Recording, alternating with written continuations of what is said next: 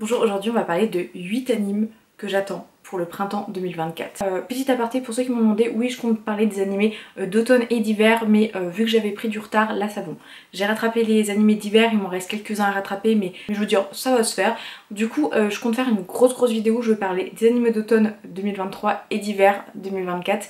Et je pense que je ferai ça en fait toutes les 2 saisons. Je ferai une grosse vidéo sur un peu plein d'animés etc. que j'ai regardé, donc que j'ai aimé ou pas. Petit aparté fait, je vais vous présenter les 8 animés que je compte regarder cette saison.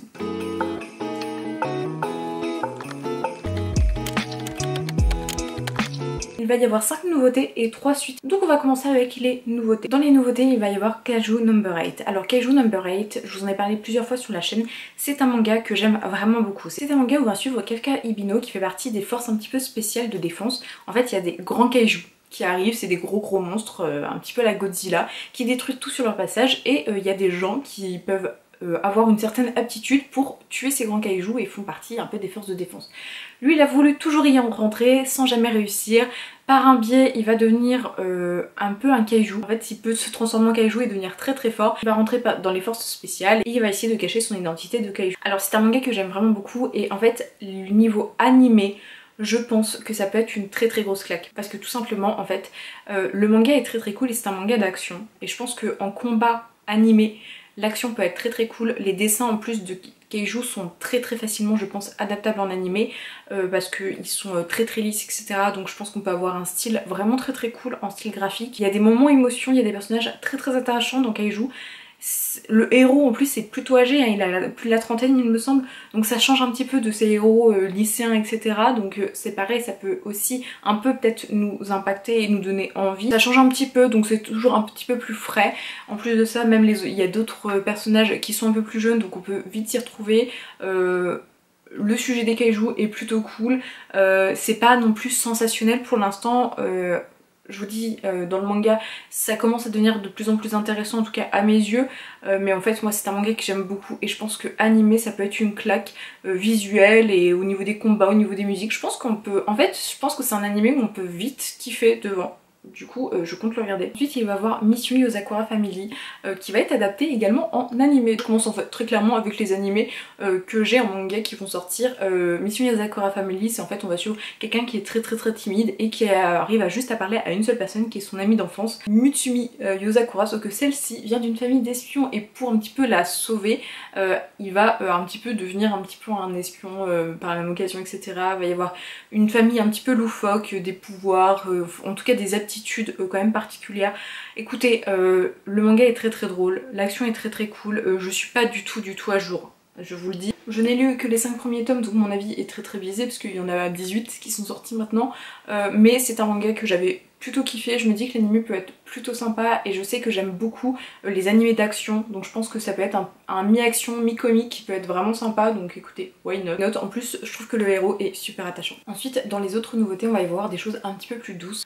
Condition Colored Love, je suis très nulle en anglais, c'est à tes côtés qui va être adapté en animé. Alors, à tes côtés, on a un petit peu une relation de haine-amour.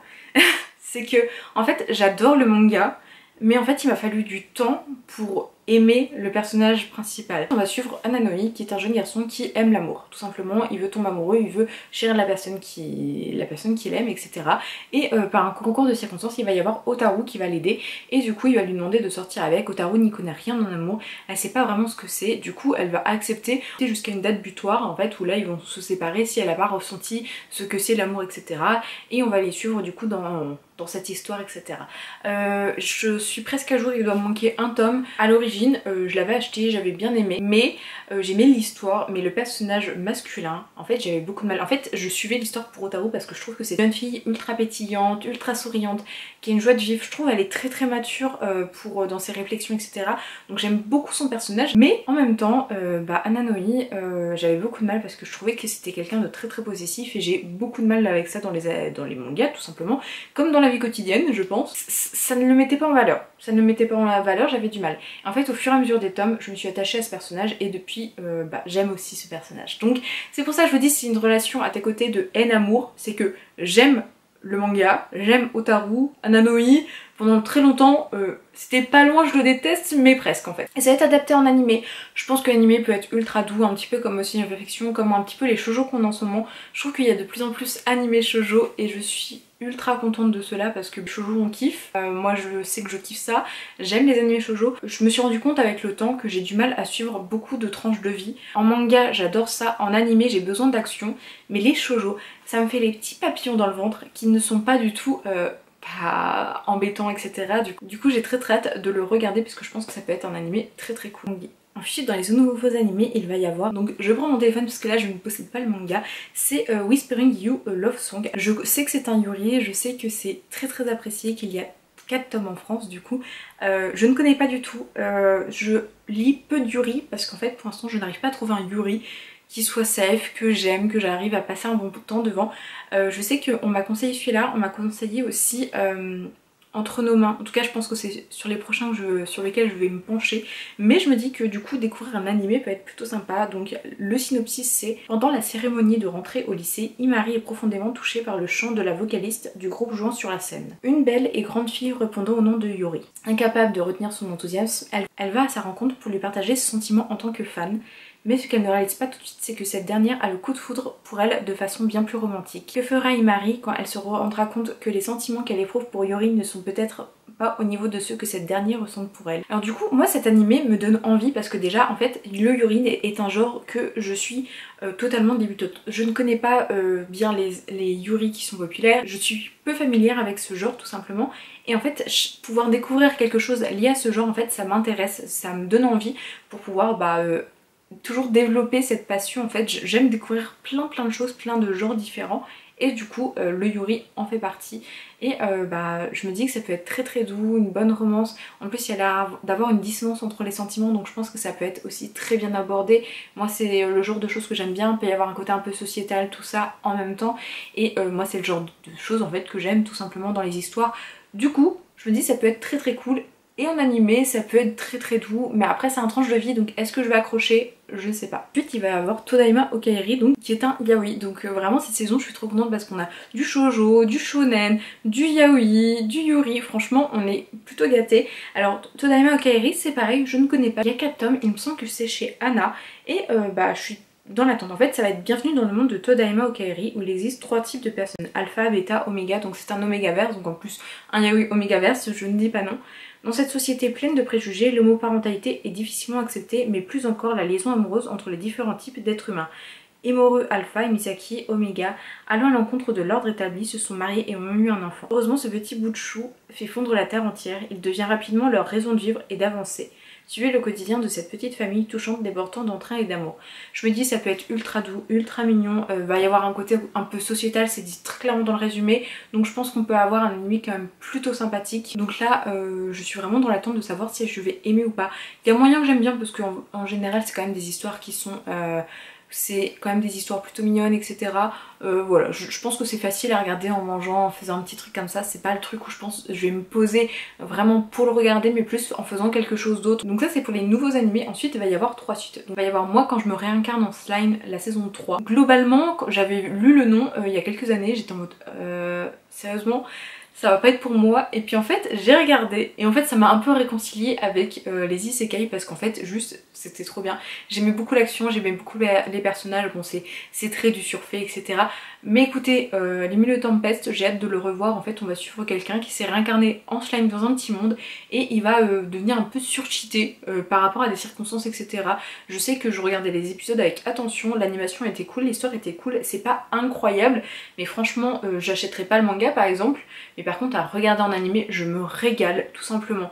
Il y a de l'action, il y a des personnages cool, tu t'attaches aux personnages, tu veux les suivre dans leur histoire. Moi je veux savoir comment ils ont avancé, je veux savoir leur évolution. En plus on s'était arrêté sur des événements quand même plutôt cool, et je veux savoir la suite tout simplement. À un moment donné je pense qu'il y a des animés comme ça qui sont pas...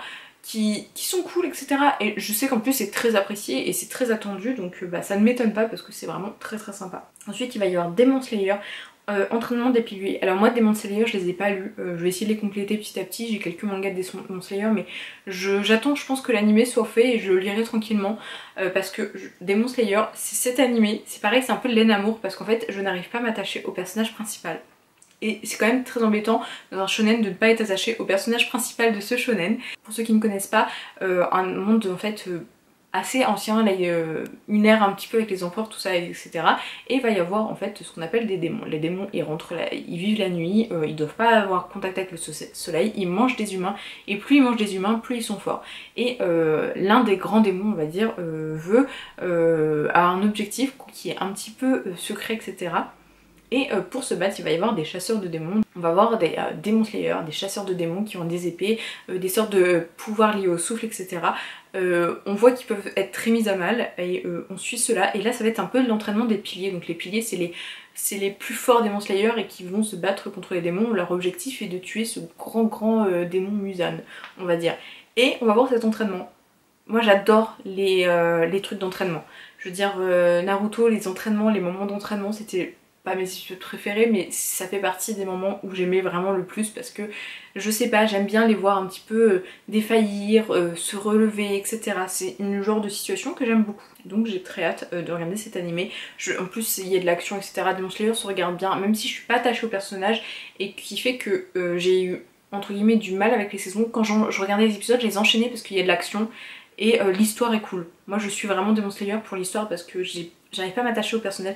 Les personnages secondaires sont plus attachants, mais en fait les principaux, donc ceux qu'on voit tout le temps, j'ai du mal. Et on finit cette vidéo sur un animé qui revient après des années et dont je suis ultra heureuse.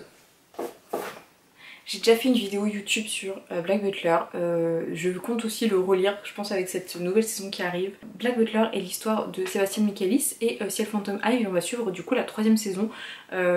Sébastien Michaelis est un démon, Ciel Phantom Hive est un jeune garçon qui a eu vécu un drame familial et qui se retrouve un petit peu comme chien de la reine à devoir résoudre des enquêtes, vouloir savoir qu'est-ce qui s'est passé dans sa famille et tout simplement survivre, et il a donné son âme à un démon et ce démon le sert en attendant de pouvoir bouffer son âme, très clairement. J'aime tellement. Black Butler, c'était vraiment un de ces mangas que j'aime d'amour incroyable, et on va voir une nouvelle saison. Je sais pas depuis quand date la dernière saison, je crois que c'était Circus, mais en fait à chaque fois qu'il y ait un animé de Black Butler, ça me fait un élan de nostalgie, parce qu'en fait moi Black Butler c'est par ça que j'ai commencé les mangas, c'est par ça que j'ai commencé les animés, et ça a été un élément déclencheur dans ma vie, et du coup si c'est un élément déclencheur dans ma vie, en fait ça fait que je n'aime, enfin ça me rappelle trop de bons souvenirs, je suis trop heureuse d'avoir une nouvelle saison. Donc ça par contre vous voyez, ça va être un animé que je vais suivre dès le début parce que c'est Black Butler, et Black Butler, et c'est trop bien. Du coup je suis trop contente, et du coup ce sont les 8 animés que je compte suivre cette saison. N'hésitez pas à me dire qu'est-ce que vous comptez suivre cette saison, beaucoup d'animés, pas beaucoup, des animés que je vous ai présentés ou d'autres, hein, parce qu'il y a beaucoup d'animés qui sortent cette saison. Je sais qu'il y a MHA mais je suis pas à jour, donc je sais qu'il y a beaucoup de gens qui vont se pencher dessus, donc voilà, je me dis que vous allez passer un bon moment. N'hésitez pas du coup à commenter, à liker la vidéo, à vous abonner, ça me fait toujours plaisir, un énorme soutien. Je vous souhaite une très bonne journée et surtout prenez soin de vous.